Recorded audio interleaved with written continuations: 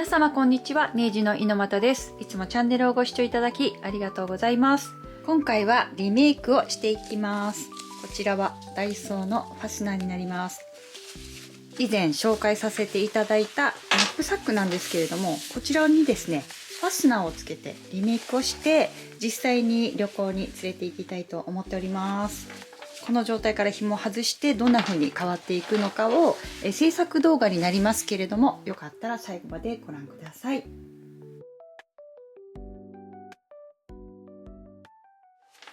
まずはですね、この紐から全て外していきます。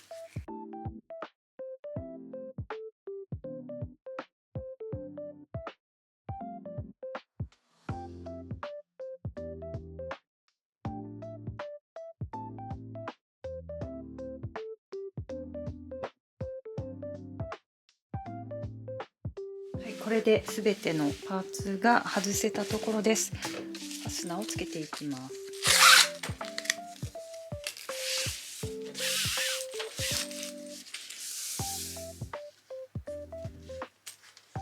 まずファスナーをこの本体から少し長め、だいたいですね5センチぐらい長めにして切り落としたところです。はい、こんな感じで背中に当たる部分だけ縫い代を外したところです。反対側はそのままにしてます。そしたらこちらの縫い代を今度は逆にして折っていきます。はい、じゃあこんな感じで止まったところで際を縫います。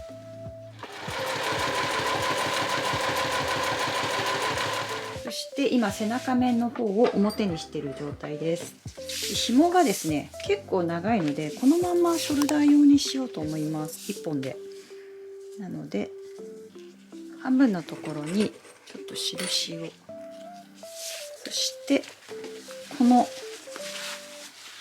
上のところの半分のところにも同じように待ち針で留めます。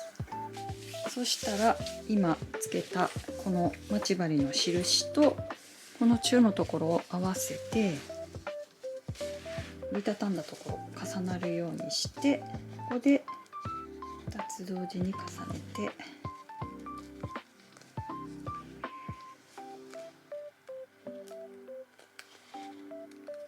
こんな感じで中央に揃えます。でこの後ファスナーをこうやって縫っていくので、縫うところだけは開けておくような感じです。そしたらここをちょっと持ち手にしたいので、だいたい持ち手の幅を12センチにして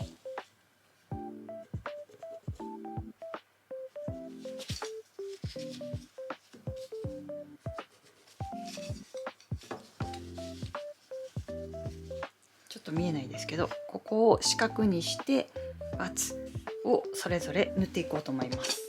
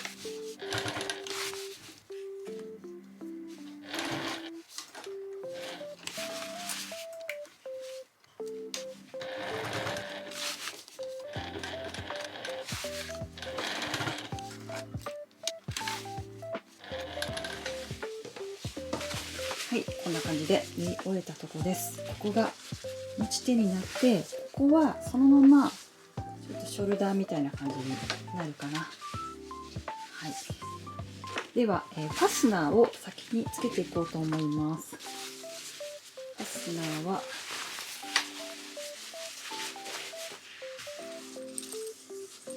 からつけていきます。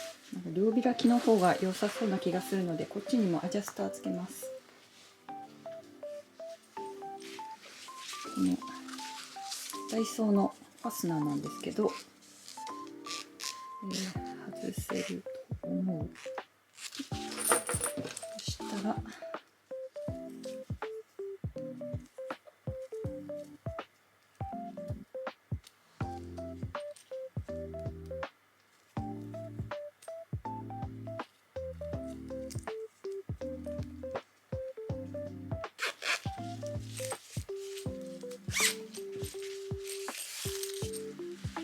端は片側は揃えていこうと思います。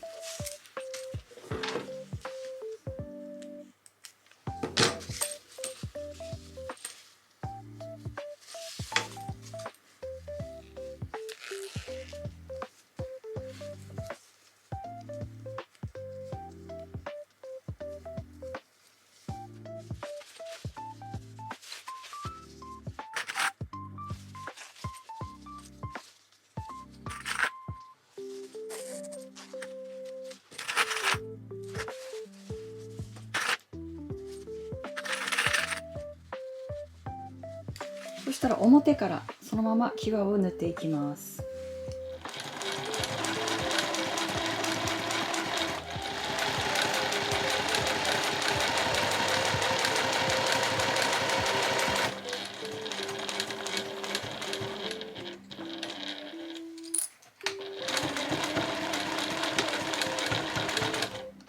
今片側縫えたところです。そしたらファスナーを一回端の方まで縫っていって、こ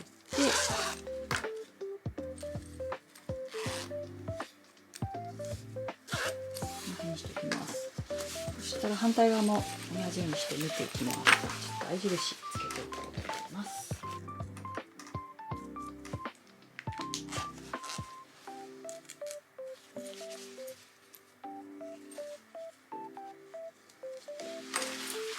そしたら反対側も同じようにして縫っていきます。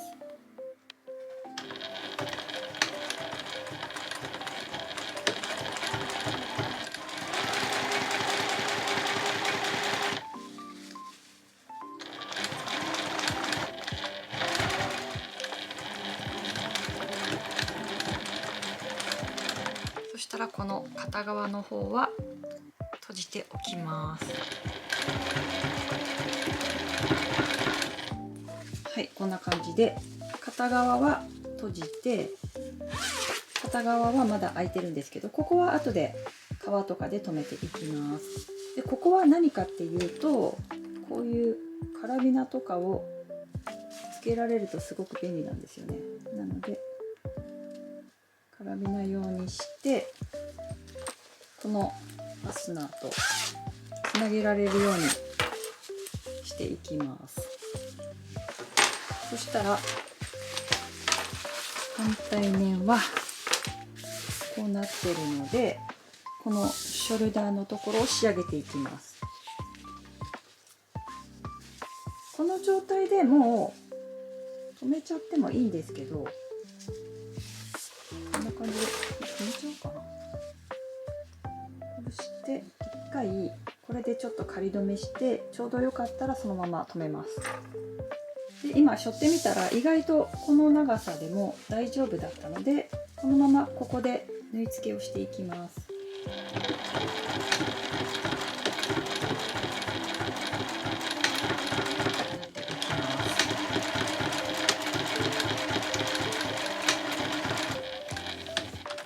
肩紐の留め方はこの状態でこう倒して、そのままこのまま上からこう表面からこう通して、こんな感じで包むようにしてます。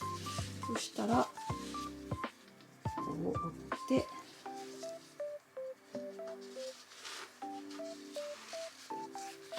こんな感じにして縫い留めてます。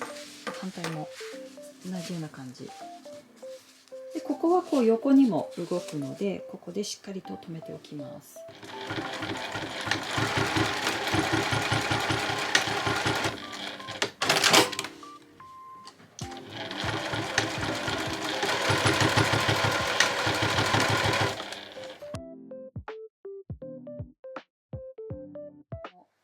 終わりのところですね。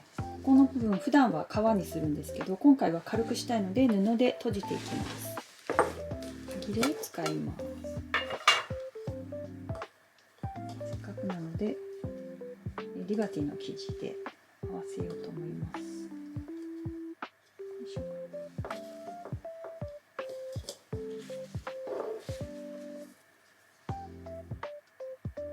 これにします。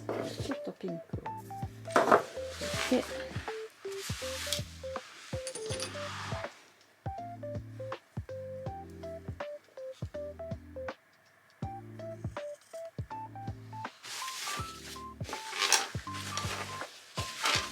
したらファスナーエンドはこうしてこんな感じで包むようにして畳みます。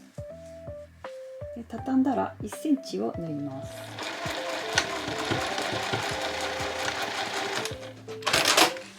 こんな感じで縫い終えたところで、縫い終えたらこれをめくり上げます。こんな風にめくり上げたらこれを三つ折りにして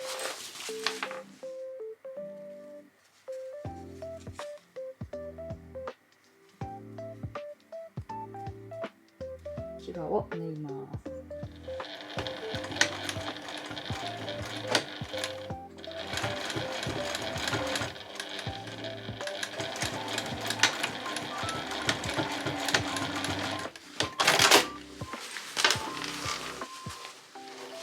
はい、こんな感じで縫えたところです。歯切れなのでとっても小さいんですけれども、こんな感じにしました。でこうすることでファスナーが抜けることもなく軽めに仕上がったかなと思います。よかったですね。はい、完成しました。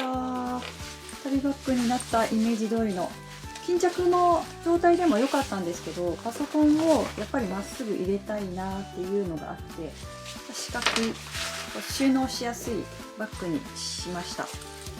では、パソコン入れてみようと思います。で私の PC はですね、今この中に入れて持ち歩いてるんですけど、ここに入れて、これでピタッとこれでちょうどかな、まっすぐな状態で、持ち手もこの後ろのところ、持ち手のところを四角くバッテンにしたので、かなり丈夫さがあるかなと思ってます。ということで今回のリメイク動画いかがだったでしょうか。制作動画にはなりましたけれども、よかったら参考にしてみてください。